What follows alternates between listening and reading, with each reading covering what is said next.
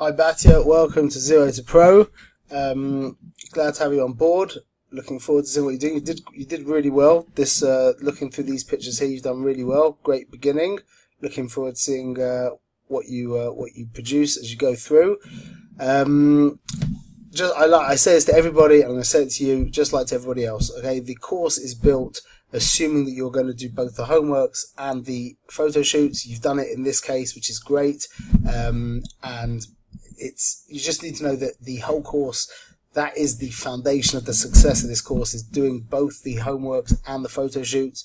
And just like I say to everybody, the photo shoots are more important than the homeworks. The class, when you sit in class, it gets it into your head. From when you do the homework, then it moves from your head into your heart, which means you start to really understand it. And then when you do the photo shoot, it moves from your heart into your hands, which means you start to become it. And then you can get really, really good at it. Okay, practice is the key word. Practice, practice, practice. There is never enough practice. And humility as well. Another word I think is humility, to know that there's a long way to go.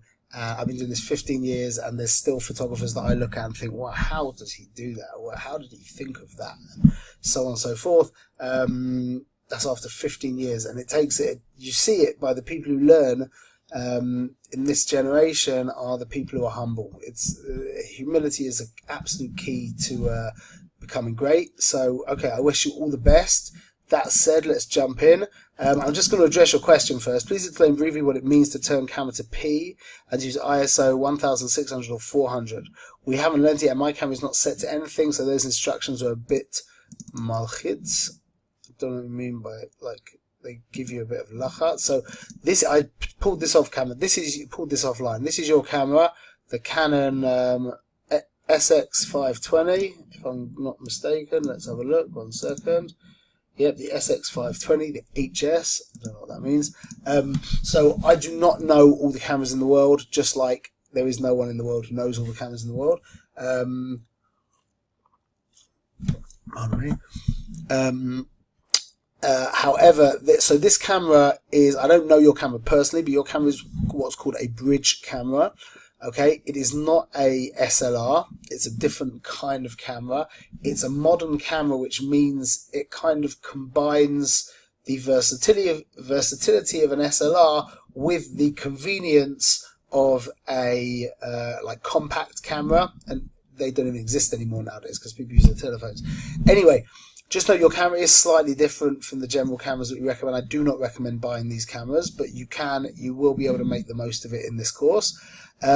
Up here, you will see where it says P. Your question was to turn to P and ISO. We haven't learned it yet, and I can't see it in my camera. So P is here. Let me just bring your camera up on B&H, and I will show you. 1 second. This is an amazing resource, B&H. Just to look at, to get ideas on anything, basically. I just want to put in your camera details. It is I'm just going to take it from here. And I will find you over here. 1 second. I'm going to pause you while I find. So welcome to your camera. Here is your camera, so I can show you around. Okay. Here, I can zoom in. This is just amazing. Okay, this is P. Flick this to over here. Okay, that'll be P. Now, in regards to finding your ISO, there is your ISO button. Once you press that button, it will give you a bunch of numbers, and you'll be able to set your ISO through the way that to the number that we just said. I can't show you that here, but yeah. Hi, isn't that cute? Wow, what an amazing world we live in. Okay, back to the point. So that's basically a look at the change it as I explained there, and it could be that you will want to change your camera over the next couple of weeks, next few weeks. But this is a great camera to be starting on, and I wish you all the best. Okay, so our first picture here, triangle. This is great. This is a triangle. Okay. Cha-ching, cha-ching, cha-ching. Okay. However, what you could do, that is for sure a triangle, and you did it. Good idea to crop in close, by the way. But what I want you to do though, which I mean this was very simple, what I would like you to do is try again to create a triangle, but doing it in a more intelligent way, in that you take, say for example, this bottle of whatever nutrients, whatever it is, vitamins, to bring it much closer to the camera. As you bring this closer to the camera, the ketchup bottle will appear to be smaller, even though this is actually smaller. Because it's really close to the camera, it will appear to be really big. And that means that if you bring that closer to the camera and the ketchup bottle further away, you could move into a certain place where you would end up creating a triangle that doesn't really exist except for when you're standing in that certain place. If you're able to do that, that's really the skill. Don't get me wrong, there are lots of triangles in this world. There's triangles all over the place. But when you can become like in the way that you create triangles from your position, from your perspective, then a whole new world starts to open up. A new visual world starts to open up in front of you. Okay, but very good. That was a nice try there. Okay, so here's your texture A and B. Okay, this is a hard texture, horizontal, primarily horizontal. You could look at this, just a very interesting thing to know. Let me just ask you a question. Which image appear? Try and just stop thinking that it's, oh yeah, it's just a piece of a wicker basket. Okay, just look at it as graphics, purely graphics. It's nothing, it's just graphics. Which picture appears to you to be more relaxed and which one more energized? A or B? Which one's more relaxed? A, B. A, B. So the more relaxed image is going to be A. I'm sure you said A.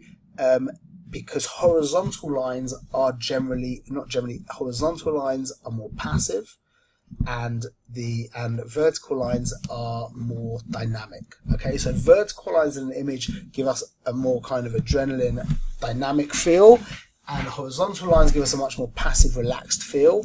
Okay, so this is primarily horizontal lines, which gives a more relaxed feel. Here's actually diagonal lines, but there's other things going on as well. This is also a hard texture. Well, the truth is there's elements of hard. See, it transitions from dark to light very, very quickly. Then over here we've got soft transitions, going from light to dark over a gradation. There's a lot going on here, but this is a much more soft, relaxed, passive texture. Well seen, nice one. Okay, that's good. Yeah, this is for sure a pattern.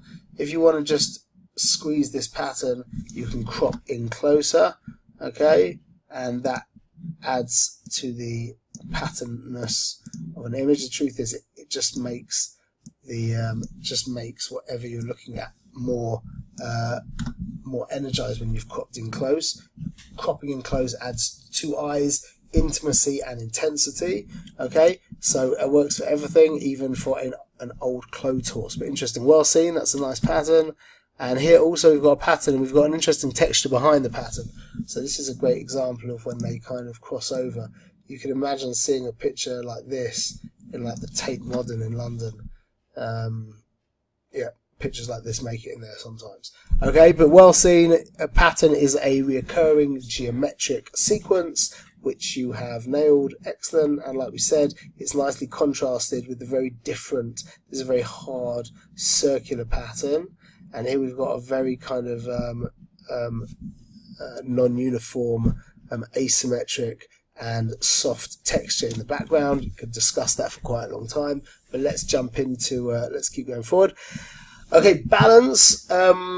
Good try. This is dead area over here. Our point of entry that you're going to learn about in the next class, I think, is the little girl's face, and then we move over in this direction. So I'm going to crop a little bit here, and we're going to straighten it afterwards as well. But I think this is going to be a little more balanced. Yep. Just straighten this up a drop.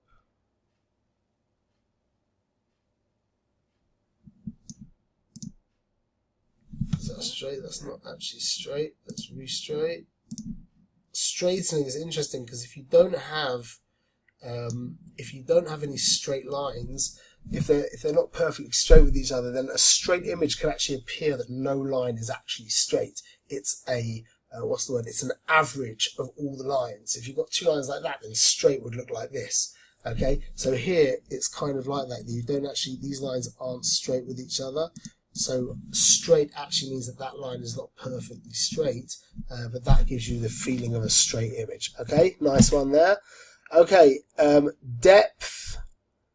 I mean, there is depth there. I think maybe you're referring to this area over here. There is depth there. Otherwise, it's not really, although it is a picture with depth, the depth is coming, I suppose also the floor gives a little bit of depth, but it's not. Let's see if you did the other, there you go, that's much better.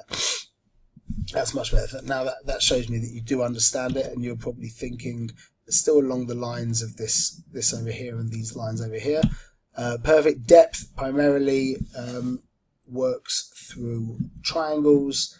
I'll just show you quickly here that it's very interesting. If we follow this line, okay, this is called your any line basically goes to your vanishing point. Like I could draw, I'm not even going to look, I'm just going to take it to the center there. Oh, didn't work. Sorry, the point is that these lines should be going over to here, but all of these lines end up converging in the same place. You see all of these lines? Okay, so that's a good demonstration of depth. Remember, the depth is caused by triangles, and triangles are primarily energized, dynamic shapes, okay, more so than squares and circles. Okay, here we have a circle. Oh, here's your, now this is your photo shoot. Okay, the graphics are nice. If that kid was looking at us, that would be a great shot. That would really be a great shot. I love these graphics here. You've got the depth and perspective, colors, shapes. Excellent. Excellent. Maybe to crop in even closer. The problem is the kid's not looking at us. I think the image would be better if the child was looking at us considerably. That's cute. There's a ball in midair over there.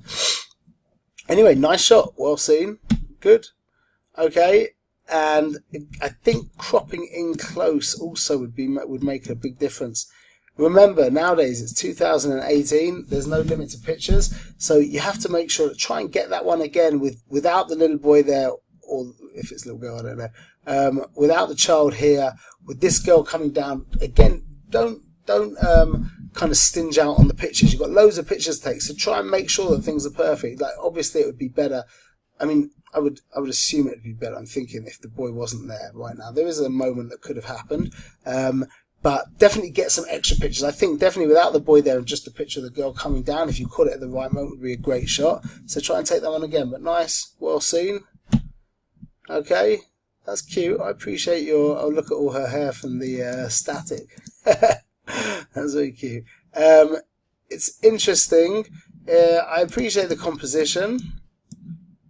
Probably crop in something like that. You could make that look quite cool on if we took that into Lightroom. We could do something interesting, black and white.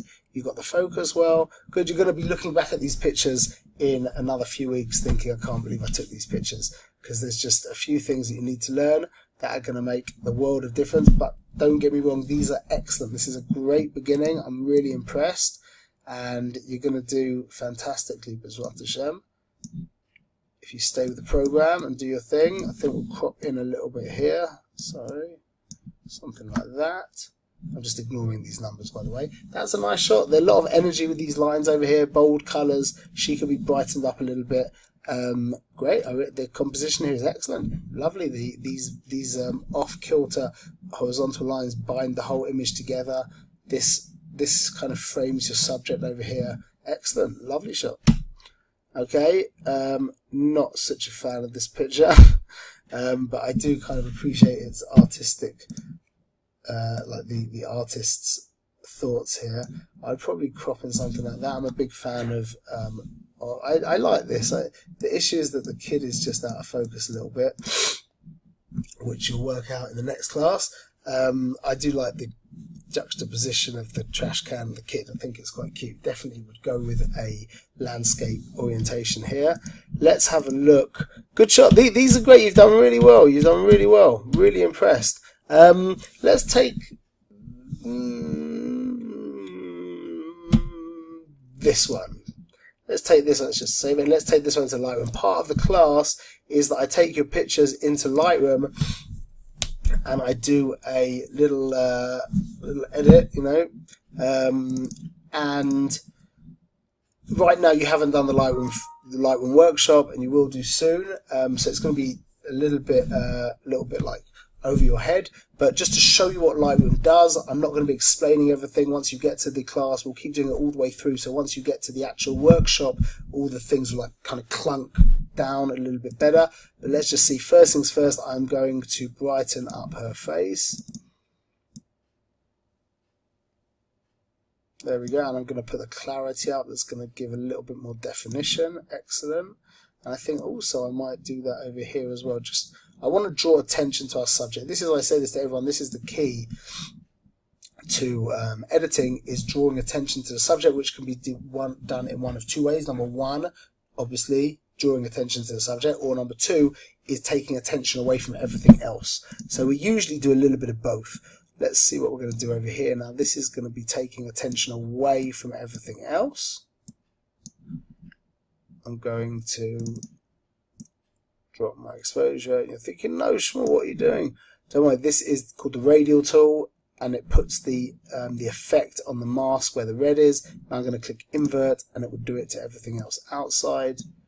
Okay, and I think I don't want to go that much lower with the exposure, but I do want to bring my saturation up and my clarity as well. So I've actually done a couple of things. I've taken away attention using the exposure, but I've added energy using my clarity and saturation. So we went from this picture, oh, excuse me. Oh no, what happened there? Oh, I deleted all the adjustments. Sorry. Okay, that was lucky. Okay, Lightroom's nice in that you get your entire history always available for you. So let's just have a look again. So we went from here to here, from here to here. Okay, excellent. Batya, you've done extremely well. You yourself a pat on the back. And looking forward to seeing what you do for us next week. Okay, all the best.